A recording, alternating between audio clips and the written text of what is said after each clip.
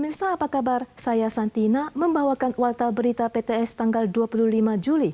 Biro Cuaca Pusat telah mengeluarkan peringatan laut untuk Taifun Dossuri dan peringatan darat juga telah diumumkan pada sore hari ini.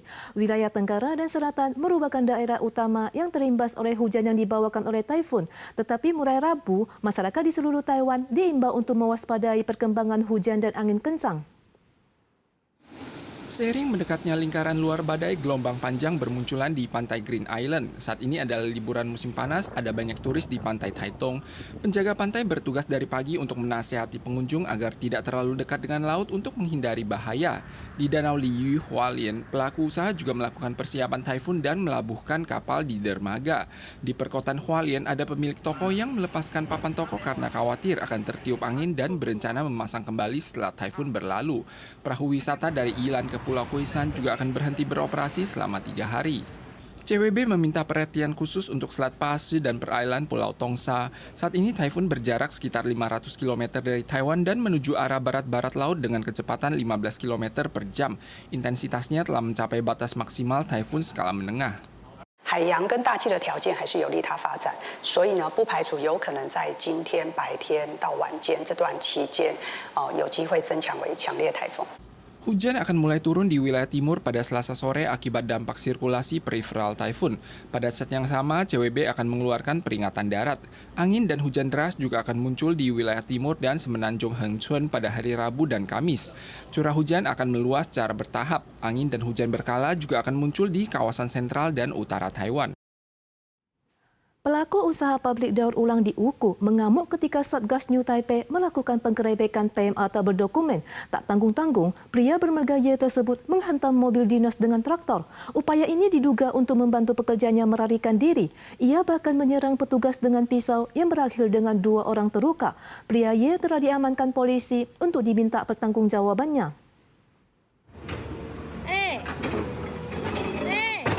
Dalam cuplikan video dapat terlihat truk penggali tak ragu-ragu menghantam mobil NIA, membuat tim petugas tercengang. Sesaat setelah mobil dinas hancur, mereka segera memanggil bantuan rekan. Namun truk penggali tak berniat berhenti dan malah menghantam semakin keras.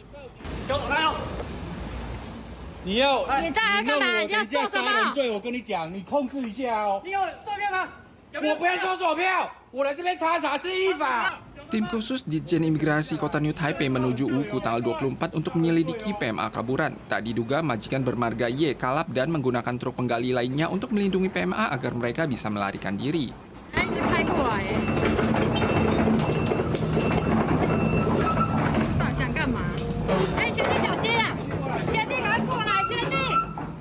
Adegan mencekam terjadi saat majikan bermarga Y mencoba menyerang dengan pisau. Polisi bergegas ke tempat kejadian dan menangkapnya. 2 petugas Satgas terluka dalam kejadian tersebut, untungnya tidak parah.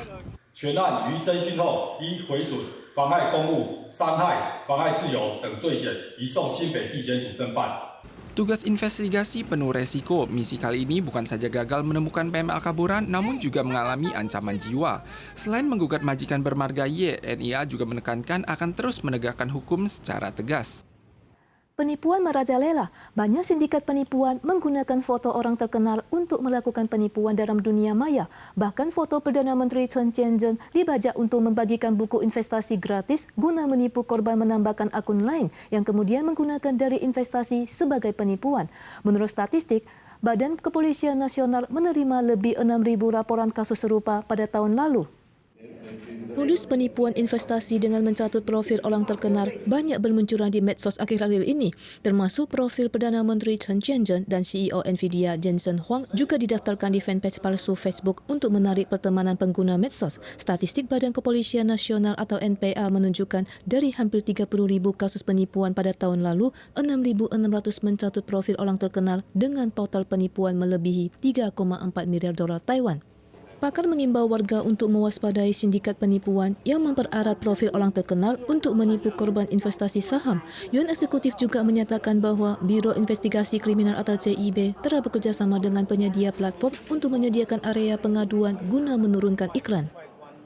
Yuan Legislatif sedang meninjau amandemen RUU Pencegahan Pelecehan Seksual. Ada sejumlah legislator menganjurkan untuk melibatkan agama dan kepercayaan dalam penambahan pelecehan seksual yang berkaitan dengan hubungan otoritas. Namun, Kementerian Kesehatan dan Kesejahteraan MOHW berasumsi bahwa agama adalah isu sensitif yang sulit didefinisikan.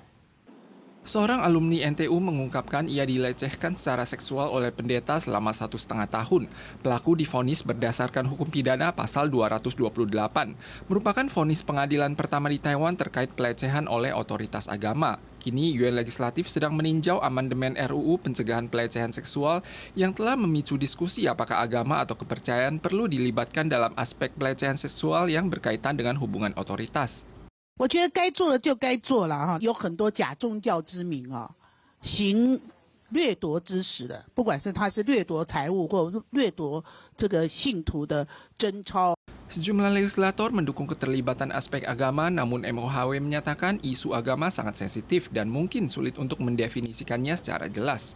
信仰的部分是比较麻烦的，是那个定义要去处理会有一些问题。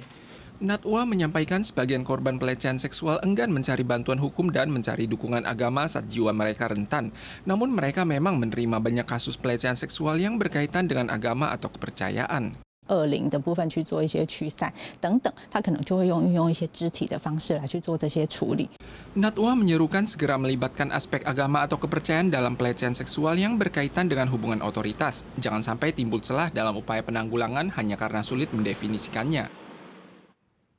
Stadion olahraga sekolah di kota Qiqihar, Provinsi Heilongjiang, Tiongkok terjadi insiden roboh yang menyebabkan 11 orang meninggal pada tanggal 23.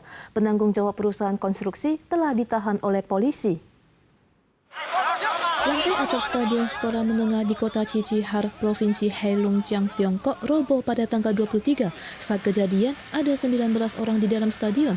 4 diantaranya berhasil menyelamatkan diri dan 15 orang lainnya terjebak reruntuhan. Investigasi awal menunjukkan dalam konstruksi gedung pengajaran di sebelah stadion, bahan isolasi perlite diduga ditumpukkan di atap stadion yang tidak sesuai dengan aturan. Kemudian hujan berhari-hari membuat perlite meresap banyak air yang kemudian menyebabkan atap runtuh dan berakhir dengan 11 orang meninggal. Pelaku usaha perusahaan konstruksi telah ditahan polisi untuk penyelidikan lebih lanjut.